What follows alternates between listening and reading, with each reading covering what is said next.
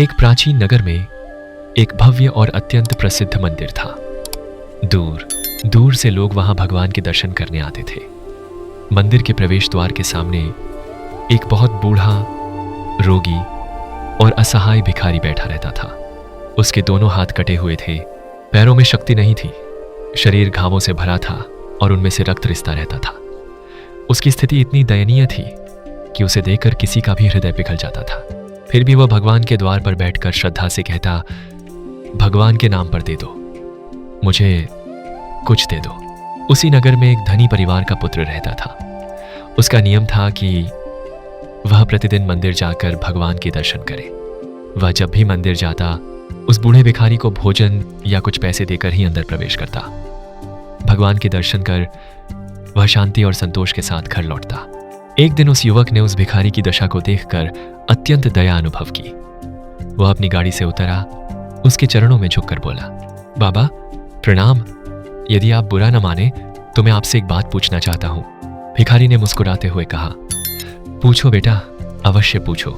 युवक ने कहा, आप इतने कष्ट में हैं फिर भी जीना चाहते हैं। जब आप भगवान के द्वार पर बैठे हैं तो उनसे मुक्ति क्यों नहीं मांगते? उनसे प्रार्थना करें कि आपका जीवन समाप्त हो जाए ताकि आपको इन दुखों से छुटकारा मिल सके। भिखारी ने गहरी सांस ली और शांत स्वर में उत्तर दिया, बेटा तुम्हें क्या लगता है कि मैं मरना नहीं चाहता? मैं भी मरना चाहता हूं, लेकिन भगवान मुझे मारना नहीं चाहता। युवक आश्चर्यचकित होकर बोला, ऐसा क्यों बाबा?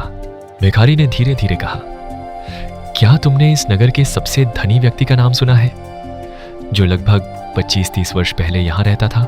युवक ने तुरंत उत्तर दिया, हाँ सुना है। वह बहुत अमीर था, पर अब उसके बारे में कोई नहीं जानता। भिखारी ने उसकी आंखों में देखते हुए कहा, किसी को मत बताना, वह व्यक्ति मैं ही हूं। यह सुनकर युवक स्तब्ध रह गया। भिखारी ने आगे कहा, मैं इस नगर का सबसे धनी व्यक्ति था, लेकिन मैंने कभी कोई सत्कर्म नहीं किया, न दान दिया न परोपकार किया। मैंने केवल धन कमाने पर ध्यान दिया, लोगों को ठगा, गरीबों का शोषण किया और अपने स्वार्थ के लिए सब कुछ किया। अंततः काल ने ऐसा प्रहार किया कि मेरा धन, परिवार और सम्मान सब नष्ट हो गया। उसकी आंखों से आंसू बहने लगे। अब मैं मरना चाहता हूं, पर भगवान मुझे इसलिए जीवित रखे हुए हैं ताकि तुम जैसे धनवान लोग मुझे देखकर सीख लें और उस मार्ग पर न चले जिस पर चलकर मैं आज यहां पहुंचा हूं।